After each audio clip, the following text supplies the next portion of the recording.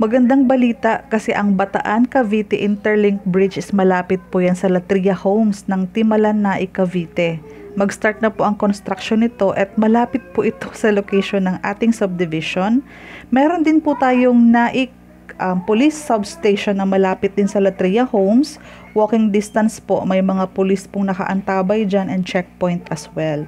Malapit din po tayo sa LTO ng Naik. Walking distance po tayo dito. So, tara na pong mag-tripping tayo sa Latria Homes, Naik, Cavite. Location-wise po is maganda ang location ni Latria Homes ng Naik, Cavite kasi one bus ride to PTEX. Walking distance po ang Antero Soriano Highway. Nandyan na yung ating wet and dry market.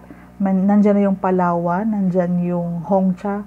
May mga establishment na sa kabilang kalsada and malapit na din tayo sa resort. Dyan sa Bigalbal Resort kung saan merong lying-in center. So magandang location, hindi na siya yung liblib na lugar. Madami pong surrounding subdivision po. Mga karatig subdivision like the Northdale, Pagsibol, Hillsview, Ciudad Nuevo, Pasinaya, Pagsinag. So kung mapapansin nyo po, ang ating location is mapuno. Yung mga kahoy niyan po is mag-start ng 5 years, 10 years to 30 years po. Yung mga matataba ng katawan ng kahoy. Ito po ang magiging entrance ng ating phase 4 kung saan 180 lang po ang unit. Sa mga naghahanap po ng maliit na community, tahimik, at napapaligiran ng mga puno, maganda pong ma-visit nyo po ang aming Latria Homes dito po sa Naik, Cavite. Malapit sa kalsada, malapit na po sa gate ang available naming mga units. Ito po, maliit na komunidad lang po ito. Ilang bloke lang po ang aming binibenta. At kung mapapansin po, ongoing na ang construction ng aming units. Ito po, very elegant ang ating design. Modern design po ito. Maganda po ang quality ng pagkakagawa.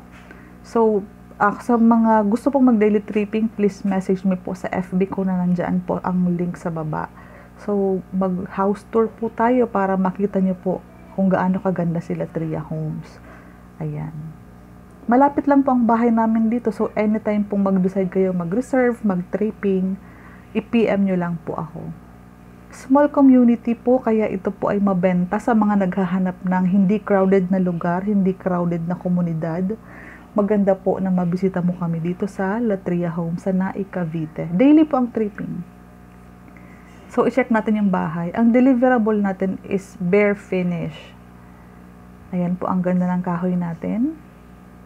So, 36 ang natin, ang lot area. Meron tayong 4 meters sa harap.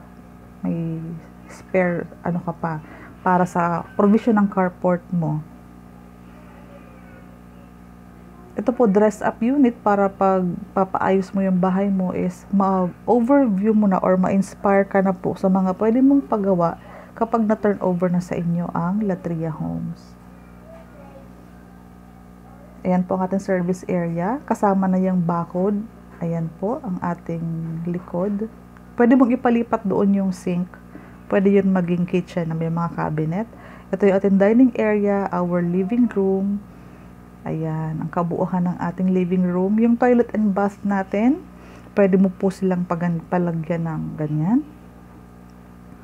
Wala pang tiles ang ating turnover. So, kung gusto mo makareceive ng promo, please message me po kasi may limited slots po kami sa aming promo, sa aming mga sure buyer. Ganito po ang turnover ng ating hagdanan. Kasama na po itong grills na ito, hand grills na yan.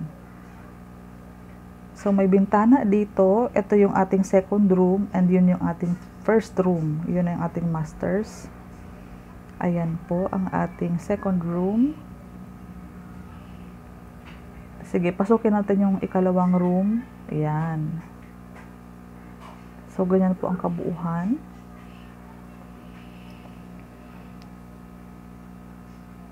Basta po regular sa trabaho, ang employer mo ang naghuhulog ng pag-ibig mo is pwede ka kay Latria Homes. Small community ko ma-overview po ninyo. Ayan po ang kabuuhan ng ating phase 4 na 180 units lang ang ino-offer namin po. Paunahan lang po para maka-reserve kayo ng unit. Kasi mabilis po itong maubos. Location wise po kasi is maganda talaga ang ating location. Boundary lang po kami ng Naik at Tansa. Along the road lang ito, walking distance. Yun, ongoing construction. Andito po ako sa model house. Ito yung ating 4 meters sa harapan natin. For more details po na gusto niyo po ako makausap, please do message me sa Facebook, sa aking messenger, kasi mabilis po ako mag-reply sa messenger. Kung may mga katanungan, kung gusto niyo po mag-video call, phone call, update niyo lang po ako. Isasend ko po sa inyo yung latest inventory namin, yung mapa, yung location ng mga available units. Kung gusto niyo po magpa-schedule ng tripping, please do message me po.